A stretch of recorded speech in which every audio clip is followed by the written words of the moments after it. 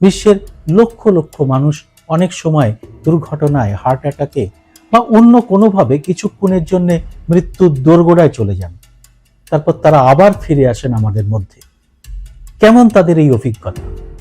নিকট মৃত্যুর অভিজ্ঞতা কতটা রহস্যময় সেই অনুভূতি, যা যুগ যুগ ধরে মানুষকে বিস্মিত করেছে। এর বৈজ্ঞানিক ব্যাখ্যা খোঁজার জন্য কাজ করছেন বিশ্বের বহু গবেষক। কি জানছেন তারা? যারা মৃত্যুকে সামনে দেখে ফিরে আসছেন তারাই বা কি বলছেন? এই রহস্যময় স্তরে পৌঁছে কি রকম অনুভূতি হয়েছিল তাদের? ফিরে আসার পর কি কি মনোবৈজ্ঞানিক পরিবর্তন হয়েছে তাদের মধ্যে? কেনই বা তাদের বেশিরভাগ একই রকম অভিজ্ঞতার কথা বলেন? আজকের এই এপিসোডের বিষয় এই রহস্যময় জগৎকে নিয়ে। একে একে অত্যন্ত সরল ভাষায় আমি এই বিচিত্র বিষয়টি আপনাদের সামনে আনব। জানাবো বিশ্ব জুড়ে এই নিয়ে চলা নানা গবেষণার আপ টু ডেট খবর। ভিডিওটি ভালো লাগলে এটি লাইক ও শেয়ার করে আরো মানুষের মধ্যে পৌঁছে দিতে ভুলবেন না। সেই সঙ্গে এই চ্যানেলের ভিডিও সেকশনে গিয়ে আমার করা আগের ভিডিওগুলো দেখতে পারেন।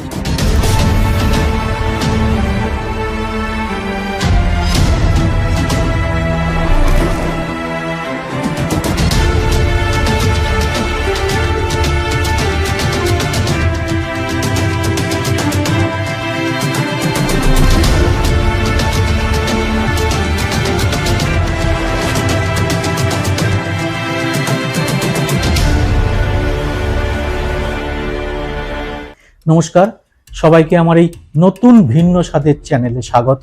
আমি সুব্রত বসু। নিকট মৃত্যুর অভিজ্ঞতা, এই শব্দটা শুনলেই যেন এক রহস্যময় অনুভূতি জেগে ওঠে। এটি এমন এক অভিজ্ঞতা যেখানে মানুষ মৃত্যুর মুখোমুখি হয় কিন্তু পরে ফিরে আসেন জীবনে। এই ফিরে আসা শুধু শারীরিক নয়, তা মানসিকও। আর তাই এই অবস্থা সম্পর্কে প্রতিটি মানুষেরই নানা কৌতূহল রয়েছে, জানার আগ্রহ রয়েছে বিজ্ঞানীদেরও। গত 15ই অক্টোবর নিউ ইয়র্ক পোস্টের একটি প্রতিবেদন দেখে বিষয়টি প্রথম আমার সামনে আসে। ওই প্রতিবেদনে বলা হয়েছে, যারা নিকট মৃত্যু অভিজ্ঞতা লাভ করেছেন এমন মানুষদের প্রায় 70% পরবর্তীকালে ধর্মীয় বা আধ্যাত্মিক বিশ্বাসে আরো দৃঢ় হয়েছেন। এ তথ্যটি খুবই কৌতূহলের। প্রশ্ন জাগে, কি রকম সেই অভিজ্ঞতা? কেন এমন হয়? সত্যি কি মৃত্যুর ছায়া মানুষকে আধ্যাত্মিক জীবনের আলো দেখায়? এর মধ্যে আছে কি কোনো বিজ্ঞান, নাকি এটা শুধু একটা স্বপ্ন, মৃত্যুর দোরগোড়ায় পৌঁছে মস্তিষ্কের এক বিচিত্র খেলা? বিজ্ঞানীরা একে বলছেন নিকট মৃত্যুর অভিজ্ঞতা বা নিয়ার ডেথ এক্সপিরিয়েন্স, সংক্ষেপে NDE। হার্ট অ্যাটাক, দুর্ঘটনা বা অস্ত্রোপচারের সময় লক্ষ লক্ষ মানুষ এই ধরনের অভিজ্ঞতার মুখোমুখি হন।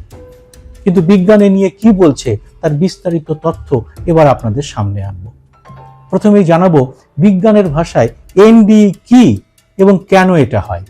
বিজ্ঞানীরা বলছেন NDE হলো এমন একটা অভিজ্ঞতা যখন কেউ ক্লিনিক্যালি মৃত, মানে তার হৃদয়, শ্বাস থেমে গেছে, এরকম অবস্থা থেকে ফিরে আসেন এবং অসাধারণ এক অনুভূতির কথা জানান। 1975 সালে মনোবিজ্ঞানী রেমন্ড মুডি তার বই লাইফ আফটার লাইফে প্রথম এই বিষয়টিকে বিজ্ঞানের গবেষণার আকারে আনেন।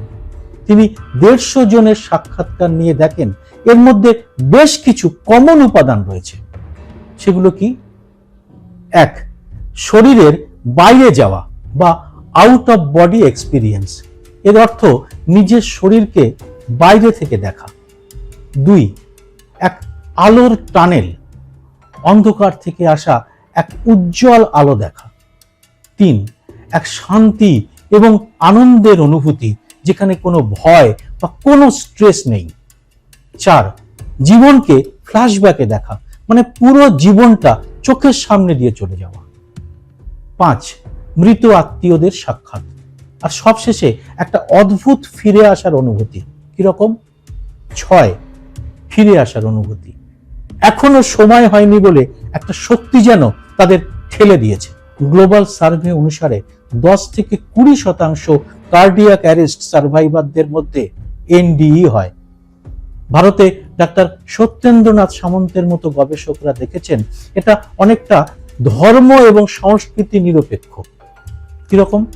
গবেষণা বলছে হিন্দু, মুসলিম, খ্রিস্টান, বৌদ্ধ সবাই প্রায় একই রকম অনুভূতির বর্ণনাই দিচ্ছেন। এবং এটা কি কোনো মস্তিষ্কের রাসায়নিক প্রতিক্রিয়া? এবার আমরা আসব সেই গবেষণার জগতে, যা আপনাকে অবাক করে দেবে। রেমন্ড মুডির প্রথম বড় গবেষণাটির পর বিজ্ঞানের জগতে শোরগোল পড়ে গেল। অনেক বিজ্ঞানী বিষয়টি নিয়ে কাজ শুরু করে দিলেন। 1980-র দশকে ভার্জিনিয়া ইউনিভার্সিটির মনোরোগ বিশেষজ্ঞ ব্রুস গ্রেসন স্কেল নামের একটি পরিমাপ পদ্ধতি তৈরি করেন।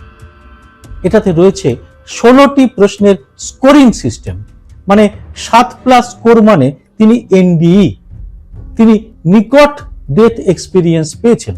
গ্রেসন কয়েক হাজার কেস স্টাডি করে দেখেন এনডির পর মানুষের জীবনটা বদলে গেছে, ভয় কমে গেছে, আধ্যাত্মিকতা বেড়েছে, নিজেকে শেষ করার চিন্তাও কমে এসেছে।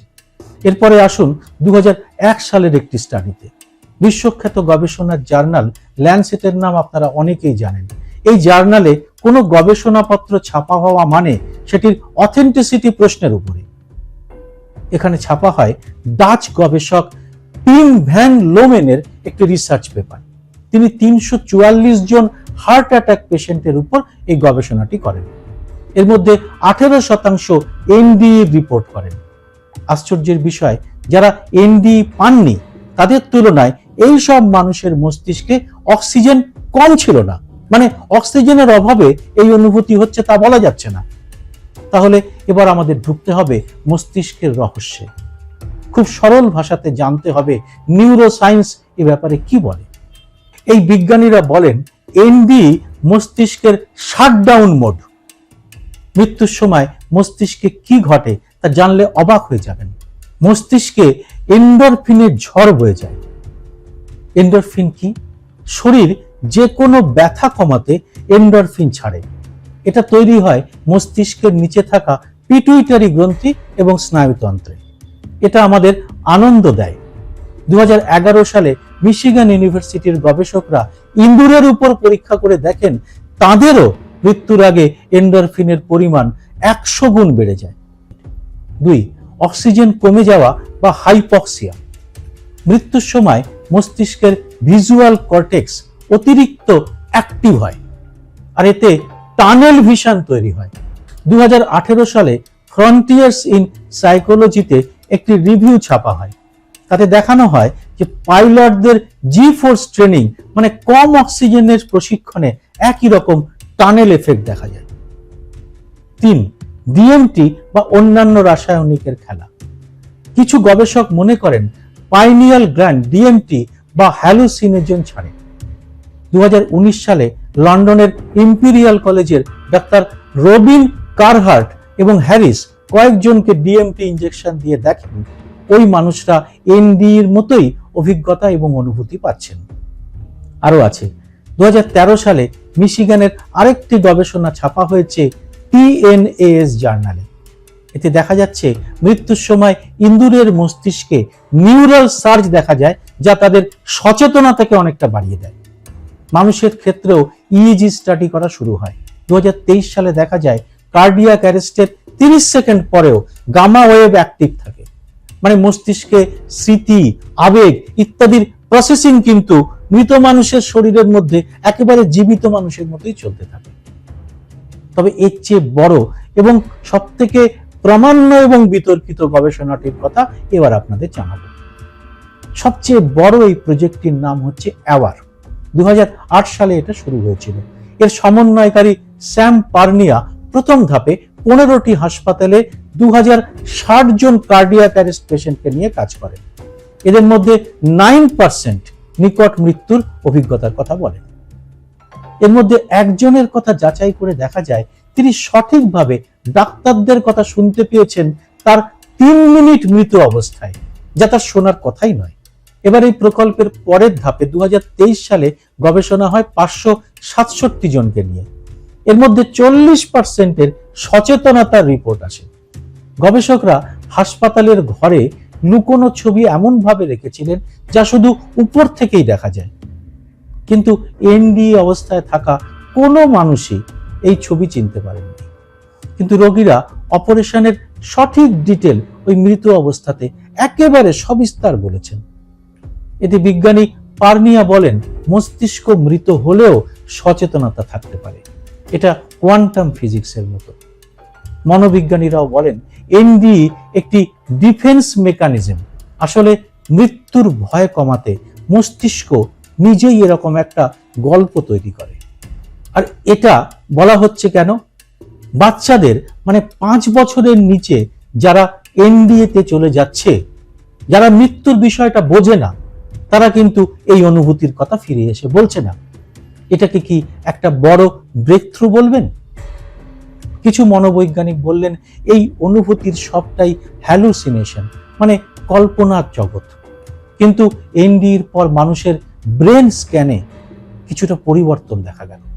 2024 সালের একটি মেটা অ্যানালিসিস 28টি কেস স্টাডি রিভিউ করে বলে এনডি অ্যানোমালাস, সাধারণ নিউরোলজি দিয়ে এটা পুরোপুরি বোঝা যায় না। তাহলে এই নিকট মৃত্যুর রহস্য কি এখনো জিয়েই রইল? এইভাবে কি বিজ্ঞান এগোবে? রহস্য থাকবে কিন্তু তার সমাধানও হবে। সত্যের সন্ধানে এভাবেই আমরা এগিয়ে চলব। আপনারা এই ব্যাপারে কি মনে করেন কমেন্ট বক্সে অবশ্যই জানান। জয় হিন্দ, সত্যমেব জয়তে।